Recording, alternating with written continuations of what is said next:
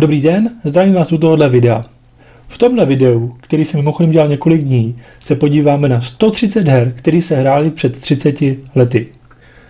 Každé té hře věnuju půl minuty a řeknu o ní něco zajímavého. Pokud jste moji vrstevníci, tak rádi zavzpomínáte, pokud jste mladší, tak se budete asi divit, z čeho jsme tehdy my starší byli unešení. Většinou tyhle žebříčky bývají nějak seřazený od nejhoršího k nejlepšímu. Já jsem to dělal obráceně, začínám těma největšíma peckama a od 30. místa už to pak vůbec nějak neseřazuju. Takže pojďme se na to podívat, jestli i vy jste hráli tyhle stejné hry. Tak tohle je Saboteur, nejde začít nikde jinde. Saboteur 2, pro mě nejlepší hra pro ZX Spectrum. Jste Nina, hlavní hrdinka, sestra zesnulého hrdiny z prvního dílu. Jste v obrovském komplexu, který má přes 700 obrazovek. Sbíráte věci, cílem je podle obtížnosti sbírat děrní štítky. Čím vyšší obtížnost, tím víc jich musíte sebrat a pak vlastně utéct z tohohle komplexu. Tam dole, někde ve sklepeních je motorka a to odletíte. Tohle to je Elite od Davida Brebena. Je to vlastně předchůdce Elite Dangerous, který znáte možná dneska z PlayStationu a z Xboxu, takže tehdy jste taky stejně tak byli ve vesmíru, lítali, stříleli, obchodovali, vylepšovali loď. Tohle byla ta vektorová grafika, která byla tehdy revoluční a já jsem v této hře strávil desítky, ne stovky hodin a strašně rád na to vzpomínám, takže tohle to je Elite. Dizzy byla takováhle adventura, kde jste sbírali věci a používali je potom na jiných místech. Těch dílů vyšlo spousta. Celkově i s neoficiálním pokračováním vzniklo 30 dílů Dizzy. Tohle to je 3. Ve druhém dílu jste třeba měli jenom jeden život.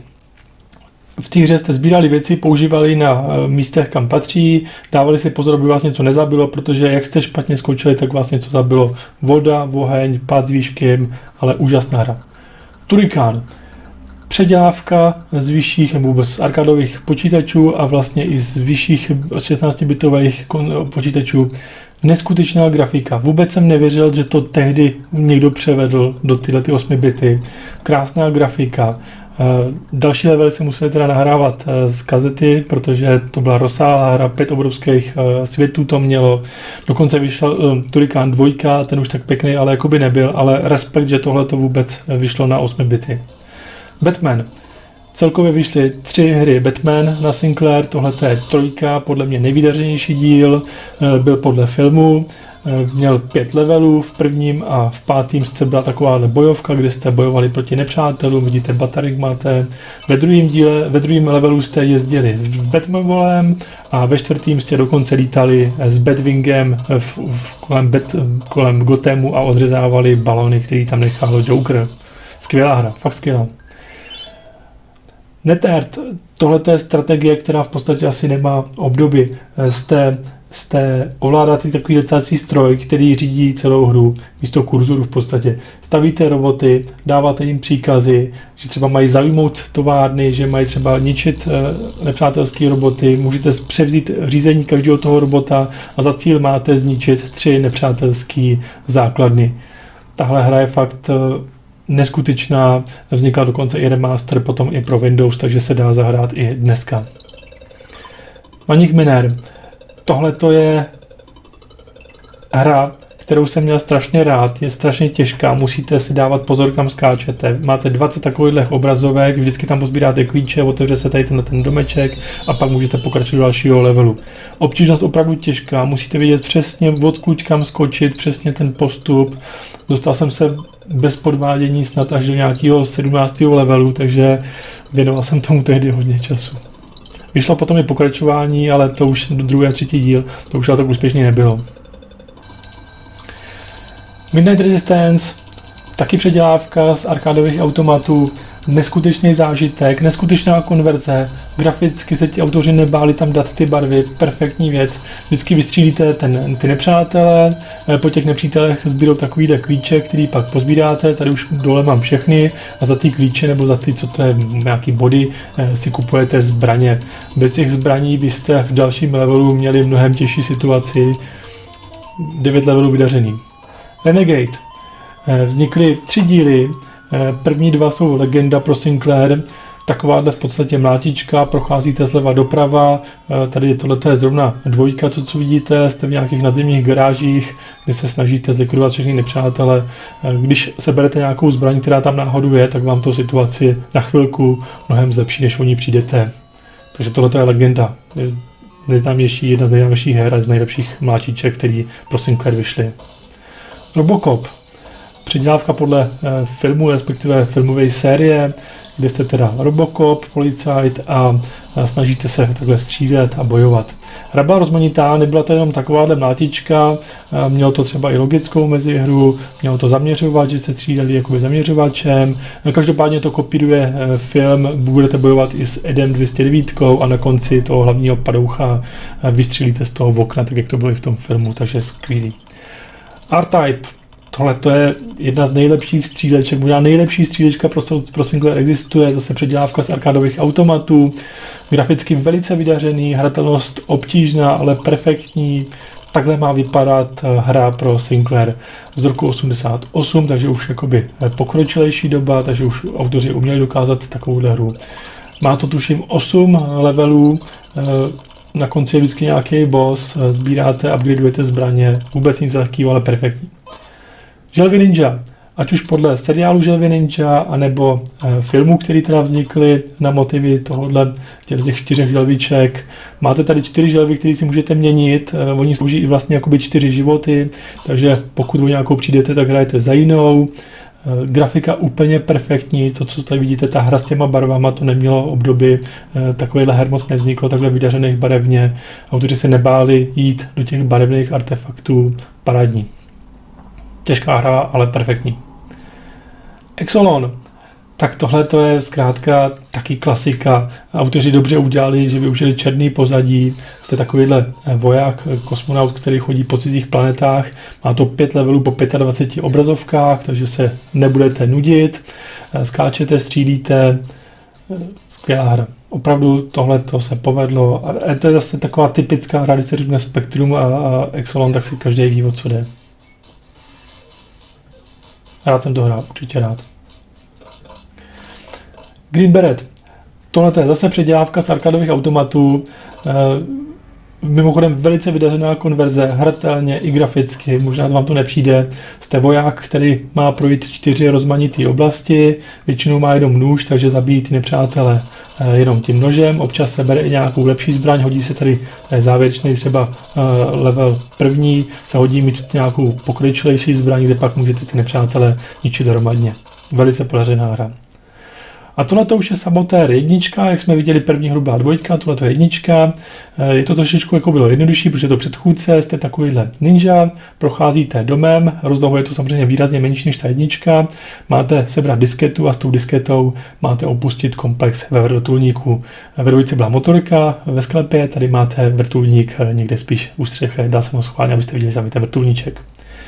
UN Squadron, zase předělávka z arkádových automatů, skvělá věc, tady prostě lítáte takovým letadlem, na začátku jste si vybrali, jestli budete spíš stíhačka, nebo jestli budete A10 s větší bojovou silou, sbíráte bonusy, vylepšuje se vám ta palebná síla, ničíte letadla, tanky, vždycky tam nějaký bossové, ať už je to ve formě velkého letadla, velkého tanku, takže se určitě nebudete nudit. Hra byla i pro 2, což bylo skvělý, že v tom fakt mohli hrát 2, takže jednoznačně jedna z nejlepších stříleček. Chase. Tohle to byla závody aut, vy jste byli policajti a bojovali jste proti gangu zlodějům aut, takže jezdili jste po krajině a snažili jste se dohnat to auto a pak to auto jste se snažili zničit. Takže velice vydařená zase hra na tehdejší dobu a lidi to rádi hráli. Takže jste museli dojet to auto nepřátelský a vytlačit ho ze silnice. Moon Patrol. To je zase hra, kterou jsem vždycky viděl na arkádových automatech, když přijeli k nám do města a jste takovýhle vozítko, který musí ve správnou dobu skákat po někde po měsíci. Už to skákání samo o sobě je na přesnost složitý a ještě vám cestu komplikuje to, že tady vás obtěžují nějaký UFA, který lítají tady po nebi, takže za mě, tohle mě fakt jako bavilo. Indiana Jones, Vzniklo několik her na motivy filmu Indiana Jonese, tohle je Poslední křížová výprava, skvělá grafika, skvělá hratelnost, byli jsme tehdy hotoví z toho, že to je takový digitalizovaný, že to jakoby působilo, ten Harrison Ford dole tady, jo.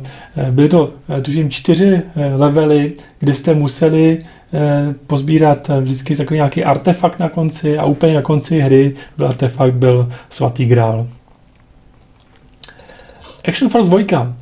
Nejste ten voják, vy jste ten zaměřovač, takže v Action Force 1 jste byli voják, ale ve 2 máte za úkol být ostřelovač a ten ostřelovač musí znát už jakoby předem, a to se dozvíte, že tu hru hrajete několikrát, kde se objeví kdejaký nepřítel, abyste ho včas zabili, aby neohrozil toho vašeho vojáka, který tam chodí, takže vy ho vlastně chráníte. Ty americké vlajky, když střílíte do nich, tak vám to doplňuje energii, takže tohle to bylo jako skvělá hra, originální hra a tohle to mě fakt jako bavilo. Flying Shark. Taková klasická střílečka, pro mě nejlepší střílečka. Skvělá byla v tom, že byly tam samozřejmě bonusy, takže jste si tu palební sílu mohli vylepšovat. Ničili jste teda letadla, tanky, větší bossy, menší bossy a pak jste vždycky přistali na nějakým letišti a pak jste zase pokračovali dál, takže na takový levely to bylo udělané jako. Mělo to 4 úrovně, jednoduchá taková grafika, autoři se netrápili s těma atributama, ale bavilo to hodně. Tak tohle je Komando. Komando z roku 85. Nemá vůbec nic společného s filmem Komando s Arnoldem Schwarzeneggerem. Chodíte po takových úrovní, těch úrovní tuším 8 a musíte se vždycky dostat ze spodu až nahoru a vždycky na konci toho každého levelu je brána, která se otevře a vyhrne se na vás spousta nepřátel. Můžete tam pozbírat granáty, když máte ten granáty, tak trošku vám to může zlepšit situaci, akorát, že granát pouštíte tím, že držíte díl spoušť a zase nemůžete střílet.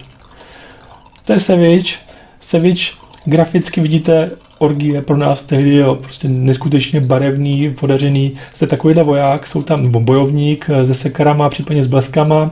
Mělo to 3 úrovně. V první úrovni jste byli ten bojovník, ve druhé úrovni to byla z vlastního pohledu, jste vlastně jakoby takhle bojovali, stříleli z vlastního pohledu a ve třetí jste místo bojovníka byli takový velký orel. A cílem bylo dostat se nakonec, abyste zachránili vězně. Takže tohle to byl Savage. SimCity. Všichni znáte SimCity, tak tohle je opravdu začátek série vůbec všech her. SimCity, klasika, stavíte obchodní čtvereť, průmyslovou čtvereť, jako obytný domy, vylepšuje se to, dáváte tam energii, stavíte továrny, klasika. Tohle jsem fakt hrál rád. A byl jsem za to ještě rád, že ještě tam nebyly nabaleny ty další funkce, jak se pak vždycky to jakoby nabalují další funkce. Tohle to bylo jednoduchou hratelnost a tohle se dalo hrát opravdu spoustu hodin. Tak, Ikari Warriors. Ikari Warriors je taková zvláštní hra, podobná jako to Komando, co jste viděli předtím, možná vám to graficky nepřijde tak vydařený, ale je to podobný graficky a skvělý na tom je, že je to pro 2. A ještě skvělý vidíte, můžete vlez do tanku a jedete tankem. Neskutečná věc, co jsme si řekli, vážně můžeme tankem, tomu tanku dochází, jako řekněme nafta, takže za chvilku pak už ho musíte zase z něho vystoupit a pokračujete dál. A nebo samozřejmě po něm může někdo vystřelit, on pak začne blikat a než vybuchne, tak z něho utečete a pokračujete dál. Tohle je hra typická střílečka, která vznikla taky na všechno možný 1942, vzniklo i pokračování 1943, stačí, když vás něco ale trefí, tak umřete, ve 43 už jste měli energii, která vám ubývala a bylo to hratelný lépe. Ale i tohle to bylo hodně hratelný, je to podobně jako ten Flying Shark, sbíráte tam zase bonusy, zlepšuje se vám střelivo. Máte i možnost, když podržíte klávesu, tak když na vás letí hodně střel, tak on se jakoby otočí, udělá takový looping. Tato hry a tak, jedna z nejstarších her, která vznikla pro Spektrum, jednoduchá, letíte takhle z boku, vystartujete z letadlové lodi a snažíte se přeletět nějaký území, zničit, co všechno jde a přistát zase na letadlové lodi. Má to několik obtížností, které se pak liší v tím, že ten krajina potom je vyšší a vy máte méně místa na manevrování. Tuhle hru jsem měl fakt jako hodně rád. A nejlepší bylo, že jsem se tady pak vždycky rozbil o tu loď, když jsem přistál moc rychle. Tomahawk je simulátor vrtulníků, teďka tady střílím právě po nějakým tanku, dalo se přepnout na rakety, pro mě to mělo tehdy úžasnou hratelnost, takhle se to škubalo, ale já jsem tohleto hrál hodně. Dalo se přepnout na noční mise, tohle to byly noční mise, strašně se mi líbila ta atmosféra, že tam byla jenom ta červená a černá, nechápu, kdo by to dneska jako hrál, ale tehdy jsem to hrál opravdu hodně, takže tohle to je Tomahawk, simulátor, takový jednoduchý simulátor vrtulníků a tehdy mi to strašně bavilo. Tohle je hodně zajímavá hra, Stunt Car Racer. Je to vlastně takový závody na vyvýšení, takový závodní dráze a musíte dávat pozor, abyste zkrátka nevypadli z této tratě, takže nemůžete doleva doprava, tam byste spadli dolů a hra by skončila. A ještě v té hře bylo udělané, že tam chyběly třeba i části tratě, takže byste se pak museli třeba jako hodně rozjet, abyste přeskočili ty chybějící části tratě. Ta hra jednoduchá, byla ku podivu hodně dobře ceněná, hodně se hrála. Tak tohle to je Silkworm. Silkworm byl úžasný v tom, že buď jste hráli za ten vrtulník, nebo jste hráli za ten jeep, takže mohli hrát i dva hráči, což samozřejmě bylo perfektní. Silkworm je vlastně předchůdce hry Swift, což vlastně bylo Silkworm 4 a vlastně úkolem bylo zase jenom prostřílet se nakonec, sbírali jste i nějaký bonusy, které vám mohly zlepšit střílení. Tuhletu hru jsem měl fakt jako hodně hrát. A hlavně bylo dobrý, že bylo pro dva, jo. Tohle byla bomba. A tohle byla taky bomba. Tak, tohle to je normálně Jetpack, klasická hra, kde se snažíte sestavit raketu, pak ji naplnit palivem a pak odletět. A pak se to dělali vlastně pořád do kolečka a akorát se měnila ta raketa, myslím, že tam byly 3 nebo 4 různý.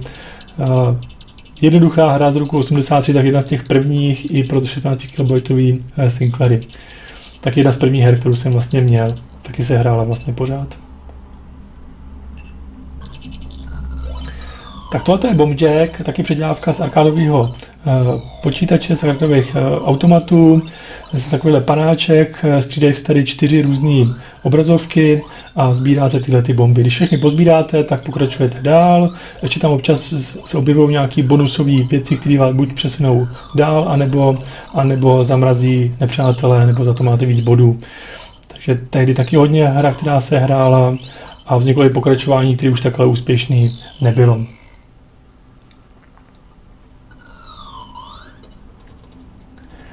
Velice zajímavá hra Zastavit Express. Bez takovýhle panáček, který po střeše toho expressu posunoval doleva. Musel přijet několik vagónů, obtěžovali ho tam ti panáčci za ním.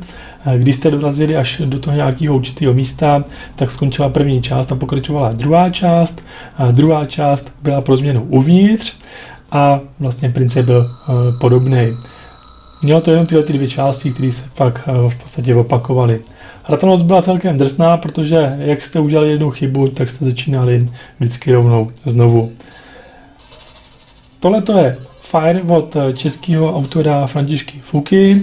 František Fuka je skvělý hudební skladatel a tvůrce hry. Tuhletu hru někde psal, že udělal za 3 týdny, takže taková jednoduchá střílečka se skvělou hudbou, se skvělýma zvukama, kterou jsme rádi hráli. A sice nedosahuje kvalit, jako by třeba ten R-Type, ale to je samozřejmě něco úplně jiného. Tohle dělal jeden člověk a tam to dělalo spousta lidí a byla to světová hra. Tahle hra je hodně taková zvláštní, je to vlastně taková akční adventura.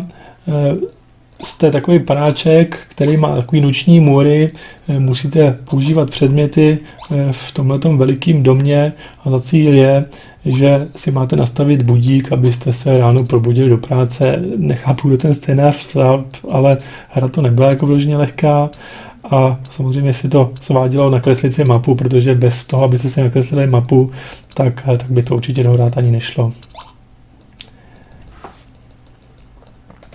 Tak, tohle je Betty z roku 87, je to variace na Breakout, respektive na podobnou hru Android, takže normálně takováhle hra, kde jste plošinka a odrážíte tu kuličku a snažíte se zničit všechny ty cihličky. Měla 15 levelů a tuším, že třetí byl opravdu hodně těžký. Ale bavilo mě to víc než ten Arkanoid, který tam uvidíte taky.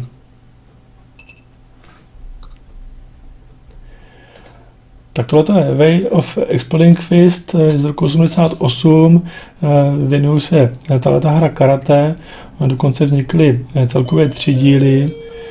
Zajímavé je, že se tady střídají jenom 3 prostředí, takže pokud byste čekali víc, tak víc od toho nedostanete. Nicméně hratelně jedna z nejlepších bojovek, možná nejlepší bojovka, která pro ZX Spectrum vznikla. Dostáváte pásky, normálně takovou pásky jako v karate, až teda po černej. Takže tohle je bojovka na Sinclair. Tahle hra se jmenuje Stormlord. Jste takovýhle zvláštní, řekněme, bojovník a ano, to jsou takovýhle trampolíny, se kterými jste se přeměstňovali z místa na místo. Je to taková zvláštní hra, ale graficky vydařená, hodnocení bylo taky celkem vysoký, museli jste na to zvyknout, ale pak to byla skvělá hra. Graficky taky vydařený, i když samozřejmě s ohledem na tu dobu. Tak tohle je hodně legenda, to je Laser Squad, což byla tahová taktická hra, předchůdce série XCOM, takže pokud jste hráli nějakou hru XCOM, taky tahový strategie, tak vězte tomu, že to je od stejného autora. Tehdy jsem jako první si řekl, hele, nic moc, a pak jsem tomu celkem jako propadl, protože opravdu už tehdy mít takovouhle tahovou taktickou hru bomba.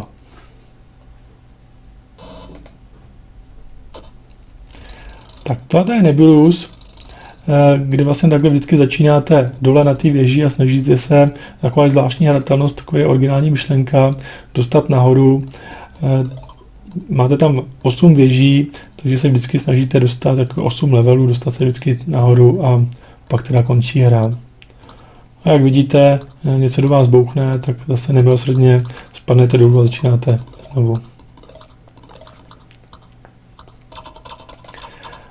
Tohle je Dender 3. Graficky tehdy opravdu šokující hra, graficky fakt vydařená. Je to na motivy komiksu, který jsme tady zapřed nikdy neznali. Vyšly 3 díly této hry. Každý díl byl v podstatě o něčem jiným, jakoby jiný druh hry. To je teda 3, co vidíte.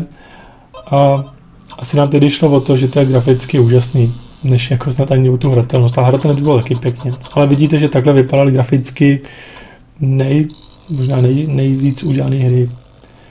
Cyklon z roku 85, jste takovýhle vrtulník, sbíráte na mapě 5 beden a hru vám stěžuje tornádo, který se tam po mapě různě pohybuje, takže se přepínáte na tu mapu, abyste viděli, kde to tornádo zrovna je, aby vás nezničilo. Zajímavostí bylo, že abyste ty bedny viděli, tak jste si tu mapu museli vlastně jakoby povotáčet o 90 stupňů, protože mohla být schovaná někde, kde jste ji třeba neviděli. Nebyla to jednoduchá hra, ale skvělá hra. Museli jste doplňovat ještě palivo mezi tím, takže to bylo takový náročnější. Tohle je Cybernoid 2, zase legenda.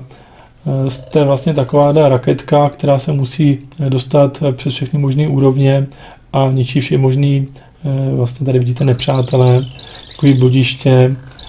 Tohle je 2, 1 je úplně stejná, nepoznali byste v podstatě rozdíl v tom. Těžká hra. Určitě těžká, ale vidíte, že graficky perfektní a hratelnostně, když pak už jako víte, jak to hrát, tak taky. Arkanoid, takže vylepšený breakout, takže zase, jak jste viděl předtím tu hru, zase odrážíte, ničíte cihličky, tohle mělo 32 levelů. Oproti breakoutu, tak tady právě padají i bonusové nějaký tyhle ty cihličky, které vám pak třeba tu plošinku rozšíří, nebo vznikne víc těch míčků, nebo vás můžou dokonce i poslat o level vejš rovnou. Takže to znáte taky tyhle ty hry i z dnešní doby, protože tohle je takový nadčasový. Takže tady řídíte takovouhle 4kolku, jezdíte přes různý prostředí, máte vždycky časový limit, musíte si dávat pozor, abyste vždycky najeli na tu překážku správně, abyste zvedli ty přední kolo tak, jak máte, případně dopadli tak, jak máte. Musíte si taky dávat pozor, protože hrajete na čas, tak aby vám samozřejmě došlo palivo. Pokud se vybouráte, tak můžete pokračovat, ale samozřejmě máte ztrátu času, takže nebyla to jednoduchá hra, dostal jsem se tuším až do 3. levelu. Last Ninja, tohle je předělávka zase velice úspěšný hry komerčně. Celkově se tyhle ty hry prodalo 5,5 milionu pro všechny teda možné platformy, takže na tehdejší dobu opravdu giga úspěch. Já jsem tu hru pořádně nikdy jako nepochopil, ale chtěl jsem ji semka dát, protože je to zkrátka legenda. Zase vidíte graficky, je to konverze z lepších počítačů, ale byli jsme rádi, že to vzniklo. Lemmings, to stejný. Předělávka zase z lepších počítačů, za úkor zase vznikla velice pozdě v roce 1991, když už ten Sinclair byl za Zenitem. Asi taky znáte, že máte tyhle ty panáčky doprovodit až nakonec, přiřazujete jim různý vlastně takový povolání dočasně, takže můžou kopat, nebo dostanou deštník, nebo naopak můžou kopat šikmo, nebo naopak můžou stavět. Takže byli jsme rádi, že to tady vzniklo, i když v této grafice to bylo takový úsměvný. Takže tenhle ten robot se stará o kytku, chrání proti nepřátelům, to mohli být prvně teda slimáci, pak tam ještě lítali třeba i komáři, takže musel vyměňovat ty pesticidy nebo co to sbírá. Jedna z prvních her, taky z roku 83, i ta hra tehdy měla 16 KB, takže se mohla hrát i na těch nejstarších Sinclairech. Jednoduchá hratelnost, perfektní. Mít ten scénář byl takový zvláštní, byl takovýhle panáček, bojujete proti nějakému temnému andělovi, hrajete v různých dobách, jste v Egyptě, v Řecku, vždycky na konci máte sebrat takovou kouzelnou kouli, zajímavá hratelnost, rozbíjíte bedny, graficky velice podařený a byla to taky velice oblíbená hra. Belegost. Textová hra od českého tvůrce, nebo českých tvůrců, zasazená do světa Tolkiena. Vy jste tady opravdu, nemáte jako žádný obrázky, tady jste opravdu si přečetli, co se tam děje a pak jste třeba mohli zase napsat, že chcete něco sebrat nebo kterým směrem chcete jít. Lotus Esprit, zase předělávka z lepších počítačů. Skvělý na tom bylo, jak vidíte, že to mohlo být pro jednoho, ale i pro dva hráče. Nakonec vznikla série 3 dílů, pro ZX Spectrum nicméně vzniklo jenom jeden, 9 okruhů. Zajímavostí jste třeba museli zastavovat i v boxech. Grafika taková standardní na tyhle ty počítače a jednoduché takovýhle závody. Tak tohle to je F-19, Project Steel Fighter, jednoduchý simulátor neexistujícího tedy letadla. Zajímavý bylo, že jste lítali vlastně ve 4 různých prostředích. To, co vidíte na tom obrázku přede mnou, je letadlová loď. Jo. Takže takováhle byla grafika. Já jsem tuhletu hru hrál taky hodně. Já jsem tuhletu hru hrál v té době už i na PC a musím říct, že tehdy mě to opravdu hodně bavilo, i když teďka je to úsměvný, když se na to graficky podíváte. Tak, tohle to je Jet Set Willy, pokračování vlastně toho Maniac Manera, co jste tam viděli. Jste zase horník Willy, který musí uklidit velký dům po nějaký party. Zajímavý na té hře bylo, tam bylo asi 120 obrazovek nebo ještě víc, že ta hra byla vydaná s chybou, takže se ta hra vlastně nedala ani dohrát. Takže to bylo taky na tom zvláštní tehdy. Hratelnost opravdu šílená, jo? Nedokážu si představit, jak to někdo hrál. Operation Wolf, zase taková typická předělávka, byl Operation Wolf a hra Operation Thunderbolt, kdy vlastně takhle střílíte, zaměřovat jste, zase předělávka z arkadových počítačů, 6 úrovní, snažíte se zničit vlastně všechno, co se vám tam dostane před ten zaměřovač, musíte sbírat i náboje, naopak nesmíte zabíjet tam ty sestry teďka, který jsem úspěšně zabil. Zajímavá hra a skvělý bylo, že ta jedna verze byla i pro 2 hráče. Tak, tohle to je Ninja Commando, 8 levelů to bylo, zase takhle zleva doprava nějaký ninja, na začátku jste neměli ani zbraně, takže jste nepřátel zabíjeli tím, že jste jim skočili na hlavu, pak jste už ale nějaké zbraně měli, zase taková ta hra, kde se musíte naučit, kam skočit, takže to opakujete pořád do kolečka, ale tak to bylo klasika na tom těch počítačích, kde jste tu hru museli hrát pořád notoricky do kolečka, abyste se naučili, kam skočit, co vás bude čekat. Taková průměrná hra. James Bond, License to Kill z roku 89, Zase takový trošku zajímavý, bylo to 6 levelů, ty se měnily, že to bylo rozmanitý, tady jste třeba teďka vrtulník, ale pak jste třeba v druhém levelu chodili pěšky, pak jste taky v jednom levelu plavali, pak jste taky byli na vodních lyžích někde, taky jste jezdili s kamionem, prostě Bond, vydařená hra. Nebyla jednoduchá, ale byla vydařená. P-47 Thunderbolt, zase druhá světová válka, letadlo, všechno ničíte, předělávka z arkadových automatů, vznikla na sklonku až v roce 90, pamatuju si, jak se to tady z kazeťáku dohrávalo, graficky dá se říct vydařený, podobný jako třeba UN Squadron, takže takováhle hra to byla tehdy.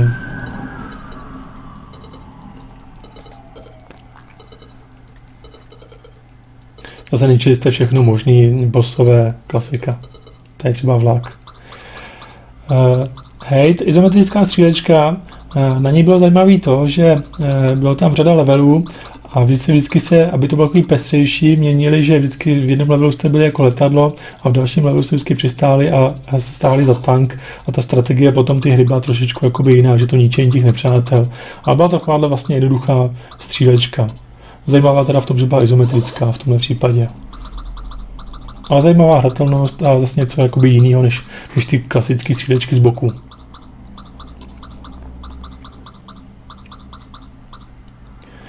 Tak, tohle je další bojovka, viděli jste tam předtím tu bojovku a tohle je druhá známá bojovka, další už v podstatě nebyly.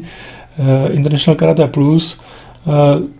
Vždycky jste 3 bojovníci a zajímavé na tom je, že bojují takhle vždycky 3 a ty 2 řídí počítač a vždycky ten nejslabší vypadne, takže vy se snažíte buď vyhrát, anebo nebýt zkrátka poslední.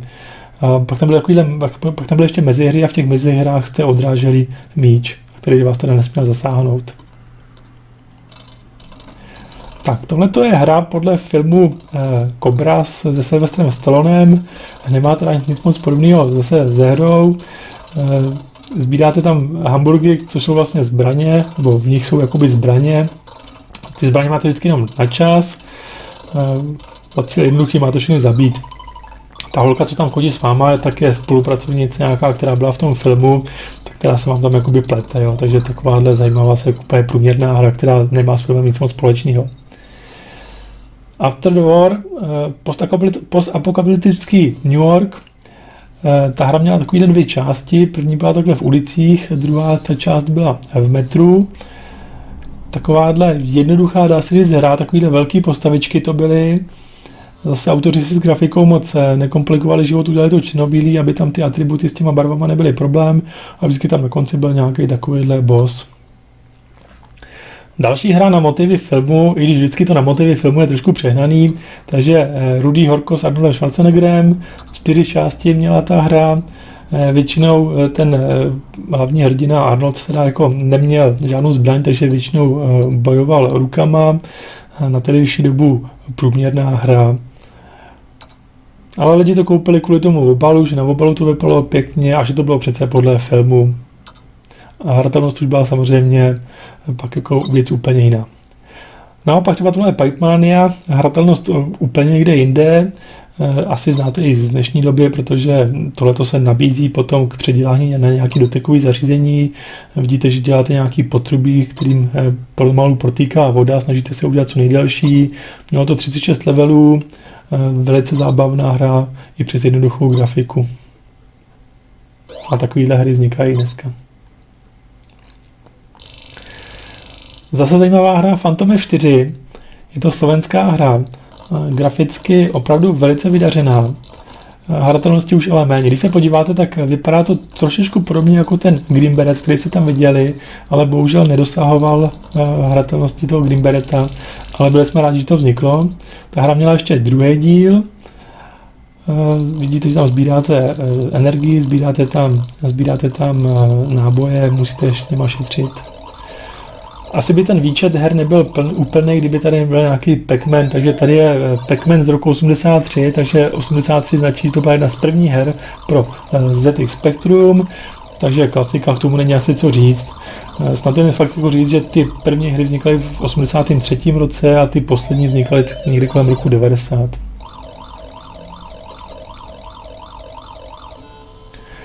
Tak, tohle je Enduro Racer z roku 83, zase něco podobného, co jste tam viděli už předtím, akorát, že tady jste motorka, zase jedete nějak na čas, nahoře vám ubývá čas, snažíte se dostat nebo projet ten úsek včas, abyste zase dostali bonusově nějakých další sekundy a mohli pokračovat dál. Ty kameny, co tam vidíte, tak tam je vždycky potřeba jakoby zvednout kolo nebo se jim vyhnout, takže zase tak úplně jednoduchý to nebylo. Originální hra Highway Encounter, jste takovýhle vozítko divný, za váma jedou tyhle ty vozíky a vy jim děláte cestu a snažíte se dostat jakoby tenhle ten vláček až úplně na konec. Vy tam posunujete barely, ničíte nepřátele a přes těch 30 obrazovek se snažíte dostat až na konci a na konci ten vláček zničí vlastně nepřátelskou kosmickou loď. Takže vy jste takový průvodce, který jim čistí cestu. Ať už teda posunování barelů, anebo ničení nepřátel. Takže tohle je Soviet Fighter MiG-29. Je to v podstatě obdobná hra jako Afterburner, kterou vlastně znáte z automatu a tehdy vznikla podobná hra, akorát, že tam nebyla nějaká F-14, ale že tam byl MiG-29. Takže měnilo se prostředí a prostředí se v podstatě měnilo tím, že to bylo třeba zelený, ale že to bylo třeba jako žlutý, že to bylo třeba jako nad pouští. No. Tak, Kokotoni Wolf, jste takovýhle hlavní hrdina a za úkol máte pozbírat kousky amuletu, abyste na konci přemohli zlého draka. Cestujete různými obdobími od pravěku až do budoucnosti. Možná úsměvný na tom je, že ta budoucnost byla tuším rok 95 nebo 2000, takže už pro nás minulost, ale tehdy pro ty autory v roce 84 budoucnost. Ant Attack, hodně hra, kterou jsem měl rád, zase z roku 83, tak jedna z prvních. V poušti je jakýsi ztracený město obehnaný hradbami, ve kterém žijí velcí mravenci. Vy si na začátku vyberete, že budete kluk nebo holka a pak teda buď zachráníte holku nebo kluka. Můžete na ty mravence skočit, tím je můžete zabít, anebo pak máte i takových pár granátů, který po nich můžete, řekněme, házet. Zvláštní taková hra, museli jste skákat různě, dávat si pozor, nespadnout a samozřejmě, aby vás ti mravenci potom nesežrali. Donkey Kong, taky znáte předělávku z arkádových automatů, klasicky 4 obrazovky, kdy se snažíte se zvyšující obtížností dostat ze spodu až nahoru k té opici, k tomu King Kongovi. Graficky zjednodušený samozřejmě než originál, hratelnostně je stejně těžký, takže dostat se tam nebylo vůbec jednoduchý. Vůbec udělat první level na to 4. Rambo z roku 85, je to na motivy Ramba 2, takže jste někde v džungli, chodíte v takovýhle velikým bludišti, sbíráte zbraně a musíte se přes 2 ploty dostat až k vrtulníku. Tím jste pak mohli letět a někde zničit nepřátelský vrtulník. Byla to zvláštní hra, nepotřebovali jste ani všechny ty zbraně tady pozbírat. Zase ideálně nakreslit si mapu k tomuhle. O pár let později vznikla i Rambo 3 na motivy Ramba 3. Bylo to rozsáhlejší než ten předchozí díl. Bylo to i několik úrovní, takže jste prvně sbírali tady v tomhle areálu různé předměty, pak jste museli v jiném exteriéru aktivovat bomby a nakonec jste ve 3. levelu z pohledu vrtulníků ničili nepřátelské vrtulníky, tak jako v podstatě ve filmu. Zajímavá hra. Rampage, takže jste rozúřený King Kong, respektive několik King Kongů, který jste unikli z laboratoře, kde na vás dělali pokusy a pak teda ničíte domy a snažíte se je ničit. Zase předělávka z arkádových automatů, můžete zase žrat ty obyvatele toho domu a mělo to dokonce až 40 úrovní. Takže takováhle jednoduchá hra a když jste to hodně zničili, tak ten mrakodrap spadl celý. Raid over Moscow, zajímavá hra, je 3. světová válka, má to několik odlišných jakoby, částí. V první se snažíte dostat z kosmické lodě na Zem, pak na té Zemi takhle projíždíte krajinou a pak jste na konci takhle jakoby v Moskvě, kde se snažíte zničit tenhle ten dům. Velice zajímavá originální hra a hrát jsem to hrál, když to bylo fakt hodně těžký. Saberwolf, jste Saberman, hlavní hrdina, který se vyskytuje třeba i ve hře Knightlar a musíte uniknout z džungle. Ta hra má celkově 256 obrazovek a cílem je, že musíš najít 4 části amuletu a když je najdete, tak pak vás indiáni z té džungle konečně pustí. Nebyla to jednoduchá hra, chtělo to zase mapu.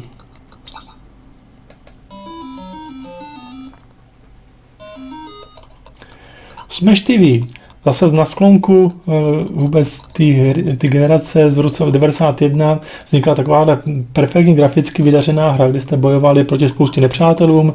Mělo to celkově asi 30 aren, bylo to jakoby taková televizní show z budoucnosti, kde jste vždy takhle bojovali a pak si vymysleli, jestli půjdete třeba nahoru nebo doprava a podle toho pokračovala jiná arena s jinýma nepřátelama.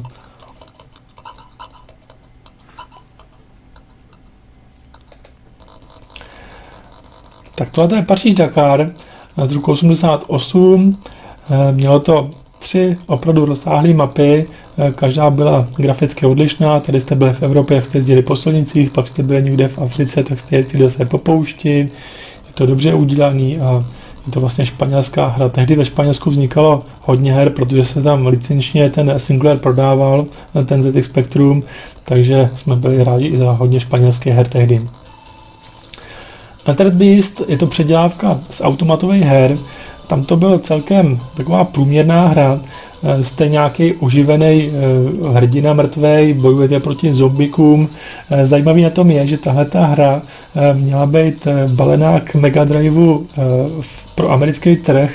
Nakonec nebyla z toho důvodu, že nevyznělo dobře, že by byla přibalovaná hra právě s těma mrtvejma. Jo. Takže to je taková běžná mlátička, průměrná. Tohle je zajímavější, to je Titanic, od španělských autorů. Byla to dvojdílná hra. V první hře jste hledali Titanic jako vrak Titanic, takže jste takhle různě plavali, dávali si pozor na nepřátele, na radioaktivitu a ve druhém tom díle jste už byli vevnitř a tam jste naopak hledali safe, ze kterých jste se snažili něco vyloupit. Takže je taková graficky vydařená hra Titanic. Rocky Horror Show podle muzikálu tehdy ze 70. let tuším, jste v nějakým záhadným strašidelným domě a sbíráte tam kousky obrazů, který se snažíte pozbírat a vložit do prázdného rámu. Takže je tam, tady vidíte nějaký kousek a vždycky jste ten kousek měli jenom jeden ten kousek a takhle jste ho donesli a tady jste ho umístili do toho rámu. A dávali jste samozřejmě pozor, aby vás nezabili nepřátelé. Sentinel. Velice zajímavá 3D logická hra. Jedna z několika 3D her, které vůbec pro Sinclair vznikly. Na nejvyšším místě krajiny je takový strážce Sentinel, ten se otáčel a když se podíval na vás a vy jste nebyli schovaní za nějaký strom nebo kámen, tak vás zabil. Takže vy jste se pomalu snažili absorbovat, jakože jste mohli absorbovat předměty pod váma a stavili jste si jakoby další stupínky, abyste se dostali nad něho a pak naopak zničili vy jeho. Pitfighter. Bojovka taková převedená z automatu. Tehdy to byla legendární v tom, že byla použita digitalizace herců, takže to, co vidíte, jsou digitalizovaní herci. Jistě, je to strašně úsměvný, ta grafika, co tam vidíte. Mně ta hra nikdy nepřišla jakoby dobrá, ale na tehdejší dobu byla úspěšná. Vidíte tam ty problémy s těma atributama barevnýma, nešlo to udělat jinak. Tak, tohle je taky předělávka z 16-bitových počítačů Shadow of the Beast z roku 90, takže už taky na sklonku této generace. Jste proměněná bestie, která se snaží zkrátka probojovat nějakým cizím světem a dostat se nějak na konec. Na Amize byly 3 díly, na Sinclairu byl 1 díl, ale myslím, že to úplně stačilo. Na Amize to byl hit, tedy na 16-bitovým, ale tady to byla velice, řekl bych, spíš podprůměrná hra. Shadow Dancer. Hra, za kterou jsem byl rád, že se vůbec převedla, podobně jako tedy Shinobi, předělávka z arkadových automatů. Jste nějaký ninja, který se snaží zase bojovat zleva doprava. Zvláštností na tom bylo, že tady byl ten pes, který jste mohli posílat dopředu a tím pádem mít takového bojovníka navíc. Takže graficky možná úsměvný, ale byli jsme tedy rádi, že to vůbec pro Sinclair vyšlo. Top Gun z roku 86. Neskutečný. Když se na to podíváte, takže zase podle filmu Top Gun zajímavostí je, že jste mohli hrát dva hráči takhle proti sobě. Takže ano, z vlastního pohledu jste v letadle a bojujete jeden proti druhému. Neskutečný.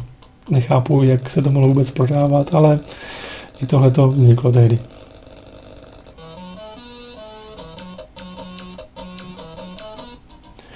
Total Recall zase na motivy filmu s Arnoldem Schwarzeneggerem. Zajímavostí, že tahle hra tehdy vyšla jenom na 128 KB verze, takže většina hráčů si tuhletu hru zahrát nemohla. Je to 2D plošinovka, taková střílečka, přepínáte tam spoustu přepínačů, dokonce to mělo i dvě mezihry, kdy jste jezdili s autama a kdy jste se je snažili ničit. No a za cíl je jako podle filmu zachránit Mars a aktivovat tam tu transformaci toho ovzduší. Crazy Cars 2. Honíte gang zlodějů aut ve vašem Ferrari, jedete napříč 4 státama, honí vás i policie, takže to není zase tak úplně jednoduchý. Ideálně, pokud jste k této hře měli mapu, protože s tou mapou to bylo mnohem jednodušší. Vidíte, že to je 2, vyšly celkem 3 díly, na Amize ta 3 byla hodně úspěšná, ale ta už na Sinclair tehdy nevyšla. Grafika průměrná. Strip poker. Tehdy vznikly asi 4 takovýhle strip pokery pro Sinclair. Zajímavostí je, že tehdy se zvažovalo, že by mi vyšla i jakoby mužská verze.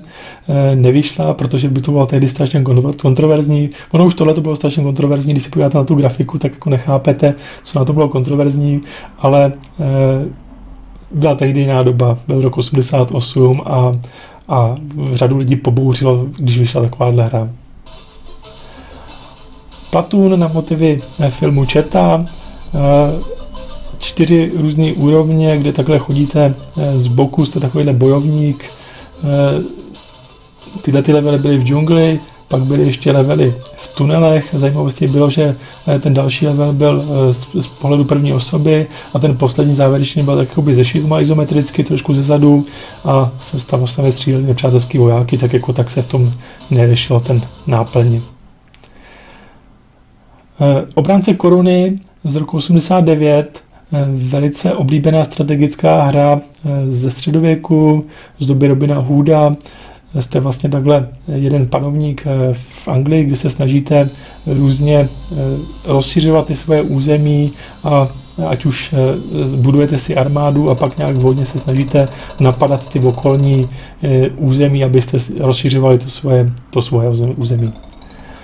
Nightlord, legenda zase od Ultimate Play, jste Cyberman, jste uvězněný v zámku, takhle chodíte izometricky, jste očarovaný, proto se měníte ve vlkodlaka, v tom zámku je čaroděj, který vám chce pomoct, nicméně mu musíte donést několik věcí, které on hodí do kotle a udělá vám potom lektvar, abyste se vyléčili. Hodně těžká hra, ale tohle je legenda, jo. School Days. Zajímavostí, jste takový rošťák ve škole, chodíte po škole, děláte problémy, za cíl je tam střílet po takových erbech, získat různé nápovědy, abyste se dostali až nakonec kód k trezoru a v tom trezoru je vlastně vaše hodnocení, tak abyste skryli to, jaký jste rošťák. Hezký bylo, že jste si mohli přejmenovat postavy těch učitelů podle sebe, takže vlastně jakoby přiblížit si tu hru. Hit Over Heels, hra velice rozsáhlá, předtím jste viděli Nightlord, tohle je podobný engine, 300 obrazovek, 2 postavy, každá umí něco jiného, jedna skáče a střílí, druhá běhá a sbírá věci, pak kombinujete ty možnosti těch postaviček, máte najít 5 korun na 5 planetách, ta hra je legenda, přiznám, ale že mě nikdy nějak jakoby neupoutala. Velký útěk, druhá světová válka, jste takovýhle voják, který jste jakoby v nějakém vězení, v nějakém táboře, kde vás hlídají a cílem je, že máte jakoby sebrat nějaké věci, ale zároveň máte dodržovat denní režim, takže pokud jste ho nedodržovali, pokud jste se objevili někdy, kde jste neměli, tak vás zavřeli vždycky na samotku, na konci se dostanete k tunelu a utečete z toho tábora pryč.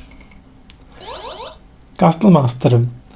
Zase z roku, už jako pozdější doby, z roku 90, vidíte, že to je 3D hra, takhle se to škubalo, jste na hradě, dostanete se dovnitř a pak se snažíte dostat na konec té hry, různý přepínače přepínáte a na konci je drak, který ho teda zabijete. Tehdy úžasný, že to, co zvládl, jakože zvládl ten počítač 3D hru, i když v takovýhle šílené kvalitě, i když teda už na sklonku v roce 90. Desetiboj z roku 84. Jedna z nejlepších a možná i nejznámějších her pro Sinclair. Měla vlastně 2 části, protože ten desetiboj se tam nevešel, takže bylo v jedné části bylo 5 těch disciplín, v druhé části bylo taky 5 disciplín. Typická hra na ničení ovladačů, protože abyste se rozeběhli, tak jste museli doleva doprava co nejrychleji klikat vlastně na ty klávesy a pak třeba zmáčknout jakoby střílení a nastavit třeba správný úhel. Opravdu legenda. Saprhang An, zase předělávka z arkadových automatů, jste teda tentokrát motorky, 4 kontinenty, 48 tratí, zase jezdíte na čas, vidíte, že nahoře vám ubejvá čas a zase musíte projet nějakou časovou bránou, dostanete sekundy navíc a zase můžete pokračovat. Jednoduchá, graficky taková průměrná hra, ale zase známá hra. Tak, dál tady máme Balderdash, což je taky známá hra, tady to je z roku 84, vidíte, že chodíte takovým bludišti, dáváte si pozor, aby na vás nespadl kámen a snažíte se sbírat diamanty, pozbírat je všechny a dostat se zase do dalšího levelu. Takovýhle hry vznikly později a asi je taky znáte. Grafika je jednoduchá, ale dostatečná, aby to nebylo přepatlaný.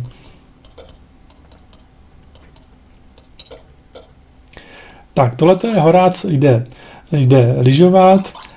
Tohle je nejstarší hra z roku 82, co v tomhle přehledu uvidíte, takže to je z roku 82, tehdy samozřejmě se vyšla do 16 KB Sinclairu. Jste takováhle potvůrka, která musí prvně přejít silnici, půjčí si lyže, pak zase přijde silnici zpátky, dává pozor, aby nepřijeli auta a pak tady projíždíte branky. S touhle postavičkou vzniklo několik her, tuším 4, takže na ty roky tehdy zajímavost. Tak, to, co vidíte, je Rainbow Islands z roku 87. Je to zase předělávka z arkádového automatu. Jste takovýhle panáček, který skáče po duhách a musí se dostat nahoru. Až se dostane nahoru, tak se přesune na jiný ostrov. Těch ostrovů je tam celkově 7. Je to trochu podobný jako Bubble, což byla hra, kde jste naopak skákali po bublinách, jinak to mělo vlastně stejný princip. Takže je takováhle předělávka, která taky vznikla pro kdeco. Splitting Images z roku 86, taková zajímavá hra, logická, kdy skládáte tváře 10 slavných osobností na čas, jsou tam i nějaké bonusové kostky, není to taková klasická, kdy skládáte 15, taková ta skládačka, ale je to trošičku jiný, jednodušší, taky zábavná hra, tehdy mi to bavilo, ale dostat se dál než třeba do 3. levelu bylo velice náročný.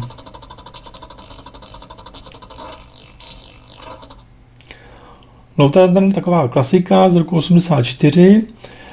Jste takovýhle vlastně panáček, který sbírá zlaté cihličky. Zajímavý je, že může vlastně vyhloubit díru, buď takhle ručkuje, nebo může vyhloubit i díru pod sebe, do který padne jiný panáček a pak můžete po něm přejít. Takže takováhle klasika. Taky vznikla pro kdeco.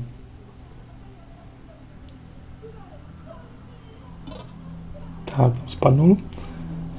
Tak, Seymour chce do Hollywoodu, takže tohle je hra na motivy Dizzy, co jste viděli hnedka jako na začátku, jako 3. hru. Vznikly 3 díly s tím postavičkou, je to od stejné firmy Codemasters, akorát, že tady nejste vajíčko Dizzy, ale tady jste takovýhle Seymour, zase berete věci a používáte na vhodných místech. Bylo to podobně zábavné jako Dizzy, když já mám teda Dizzy raději. Tohle je taky od Codemasters, vzniklo takovýhle sluně, to sluně se jmenuje CJ a to slůvně byly 2 díly, v prvním cestovalo po Evropě, v druhém díle cestovalo po Americe. Skvělý na tom bylo, že se dalo hrát ve dvou. A je to takováhle skákačka, kde hledáte slony. A byla to pěkná hra. Tak, tohle je už Predátor, zase předělávka filmu s Arnoldem Schwarzeneggerem, jak vidíte. Vznikla v roce 1987. Jdete takhle zleva doprava celou dobu pralesem a občas vás tam zaměřuje predátor, takže musíte dávat si na to pozor. Zajímavý je, že ideálně bylo projít tu hru, že jste ignorovali ty nepřátele a snažili se vlastně jít co nejvíc jenom doprava. Ta hra se dá dohrát za 7 minut. Na konci zase je takový ten kmen, který vlastně spadne na toho predátora. Tak, Airwolf 2 podle seriálu Airwolf. Jste takovýhle vrtulník, předělávka zase z arkadových automatů. Byly 2 díly této střílečky. Jednoduchá, přehledná, dobře hratelná. Přiznám, že tohleto jsem hrál rád. Takže jste vrtulník a je to jednoduchá takováhle střílečka.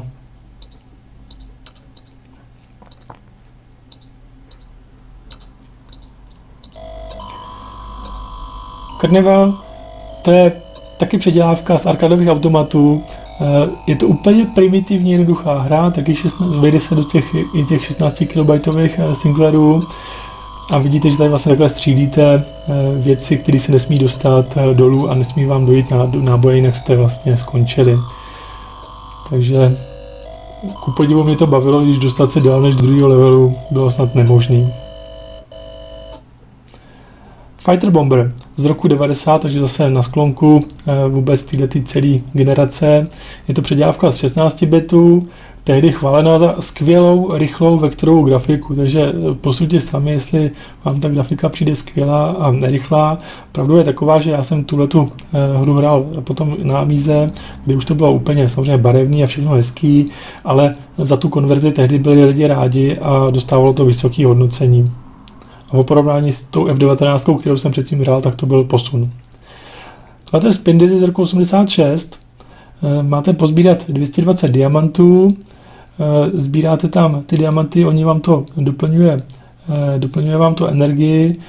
Když spadnete, tak zase se obnovíte, ale potřebujete na to právě tu energii, kterou sbíráte těma diamantama. Taková zajímavá hra s takovou káčou.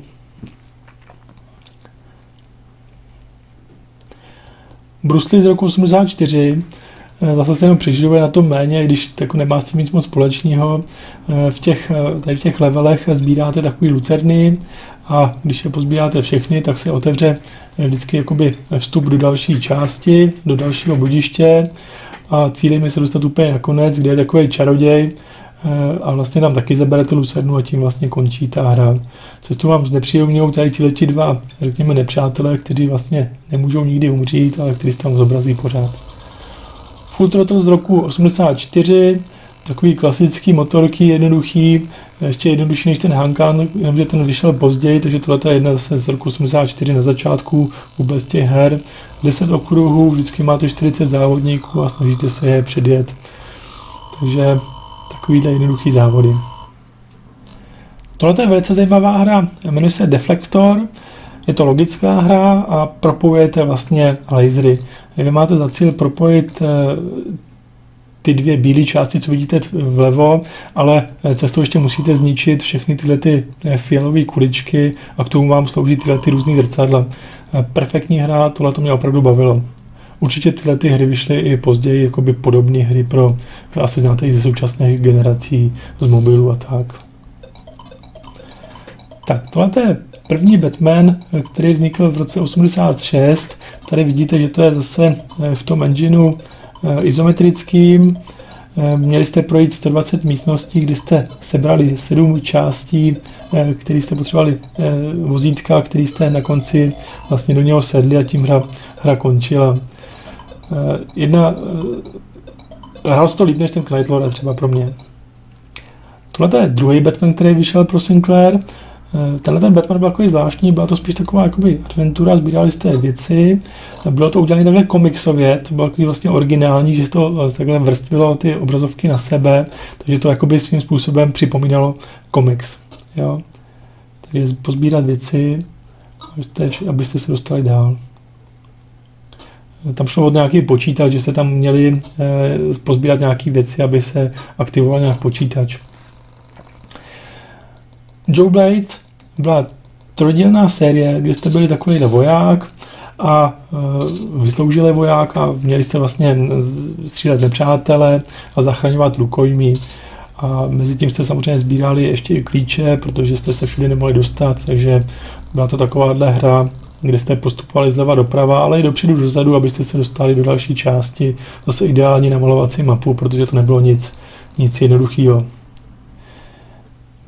Beach Hit, tohle to byla hra dvoudílná, ta hra se skládala z 5 částí, bylo to od podobné firmy, od stejné firmy jako, jak jsme tam viděli ten útok na tu Moskvu, takže zase to mělo několik částí, kdy se třeba prvně tam dávali pozor, proplovali mezi loděma, pak se tady třeba stříleli letadla, v další části jste stříleli na lodě a pak se třeba už jezdili i po zemi a vlastně tam bojovali s nějakým vozítkem na zemi. Spy Hunter jste auto, takhle střílíte ze spodu nahoru, vystrkáváte auta ze silnice. Zajímavostí bylo, že se střídali levely s autem a pak se střídali, že jste byli loď a vlastně jste po takové řece pluli, takže buď se střídali na auta, nebo se střídali na lodě. Jednoduchá taková hra, ale taky oblíbená hra, jsem to rád.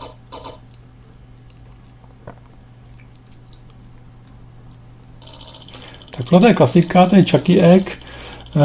Vznikla už v roce 1983. Jste vlastně takovýhle farmář, který sbírá vejce a vyhýbá se slepicím. Bylo tam celkově 100 levelů. Vyšel později i druhý díl, kde jste naopak sbírali velikonoční vejce čokoládový a bylo to tam o něco komplikovanější, takže většina lidí zná tuhletu první hru a tehdy byla hodně oblíbená i pro svou takovou jednoduchost. Matchpoint. Tenisová hra. Skvělý na tom bylo, že byla i pro 2 hráče. Vznikla v roce 1984 a přiznám, že to byla jedna z prvních her, který jsem pro Sinclair měl. Zase tehdy v těch propagačních materiálech psali, jak je to v podstatě realistický tenis. Když se na to podíváte, tak si řeknete, jako vážně. Tak tohle byl tenis v roce 1984, Matchpoint. Tohle to byla taková velice zajímavá hra. Byli jste takový jako rypadlo na měsíci daleké planety. Tam bylo celkem 18 oblastí. Používal engine Freescape, podobně jako viděli jste tam ten zámek, jak jsme tam chodili v tom zámku, tak to byl stejný engine. Byla to velice úspěšná hra tehdy. Hratelnost měla asi hodinu, což bylo opravdu velice nadprůměrný. A snažili jste se tam aktivovat různé připínače a střílet nepřátelé. 3 týdny v ráji z roku 85, zase tady jste postavička volí, která se vyskytovala asi ve 4 hrách. Musíte jste nějakým ostrově a musíte zachránit ženu a dítě od kanibalů. Jmenujete se Vík, takže ten název 3 týdny v ráji znamená i 3 víkové v ráji, taková slovní hříčka, jo? Takže 3 víkové v ráji nebo 3 týdny v ráji. Le Mans, zase jeden z nejznámějších aut pro Sinclair, takže zase typicky jedete na čas, projedete bránou, dostanete nějaký další čas a zase se snažíte nebourat a dojet k další bráně, abyste dostali další čas. 4 dlouhé okruhy, vydařená grafika nebo taková normální vydařená grafika, podobná jako byl třeba předtím ten Hangouts, takže tohleto auta z roku 88. Tak tohle je Barbarian, zase na motivy s Arnoldem Schwarzeneggerem podle filmu Barbarian. Jsou to souboje s mečem, možná žádný podobný souboje s mečem, podobný na Sinclair ani nevznikly, takže to bylo na tom asi zajímavý, že jste bojovali takhle s mečem. Vzniklo i pokračování, který už mělo i příběh, tady fakt šlo jenom o takovýhle souboje. Ano, legendární bylo, že když jste udělali otočku a sekli z otočky, tak jste mohli useknout hlavu tomu nepřáteli. Tak, tohle to je útok na orlí hnízdo, velice pro mě oblíbená hra. Chodili jste takhle, stříleli jste tam, museli si hledat i klíče, abyste otvírali dveře. Z části to bylo i takový logický, že jste si museli rozvrhovat, kudy půjdete, abyste neplýtvali klíčema. Mělo to 8 pater, aktivovali jste výbušniny, osvobodili zajatce, sbírali jídlo, lékárničky, munici, graficky vydařený. Líbilo se mi to. Krotitelé duchu 2, jak už vidíte, vznikaly na motivy snad všech filmů nějaká hra vždycky. Takže mělo to 3 části. Prvně jste takhle se spouštili do jámy, kdy jste se snažili sebrat nějaký vzorky, pak jste šli jako soucha svobody přes New York a nakonec byla velice krátká izometrická část, kdy jste bojovali s tím Vigem, s tím hlavním nepřítelem. Takže zajímavý. Tak, zase zpátky do roku 84, pole position, asi nejznámější a nejstarší formule pro ZX Spectrum. Zase vidíte podobná hra, podobný závody, které byly před chvilkou, jste tam viděli, akorát v tomhle případě to byly zase pro změnu formule. Ale vidíte tam ten rozdíl, ta hra předtím byla o 4 roky novější, takže graficky byla vyspělejší. Ty závody si celkově všechny podobaly, dalo by se říct. Ten Command, zajímavá hra, kdy jste ovládali takhle tank. Ona byla z části jakoby logická, protože jste si museli dávat jakoby pozor, kam najedete, kam vystřelíte, byly tam 2 druhy nábojů, celkově to mělo 9 úrovní, takže jste se snažili projet, občas jste si museli takhle prostřílet cestu, samozřejmě jste museli šetřit nábojema a na konci jste vyjeli na loď, která vás odvezla z toho ostrova pryč. Tak, pokud vám chyběl s Arnoldem film ještě třeba Running Man, tak ano, vznikla i třeba hra Running Man. Taková typická mlátička, zleva doprava jste postupovali, mělo to 5 úrovní, zhruba to odpovídalo trošičku filmu, mezi úrovněma byla vždycky taková logická hra, kde jste si mohli trochu dobít energii. S grafikou si autoři moc nelámali hlavu, udělali to zjednodušeně takhle černobílý a ono to úplně stačilo. Ale bylo to samozřejmě hodně těžký. 130. jsme na konci. Tetris 2. Na Tetrisu vzniklo několik, vybral jsem ten od Františka Fuky, takže český Tetris, česká hra z roku 90, takže už na sklonku.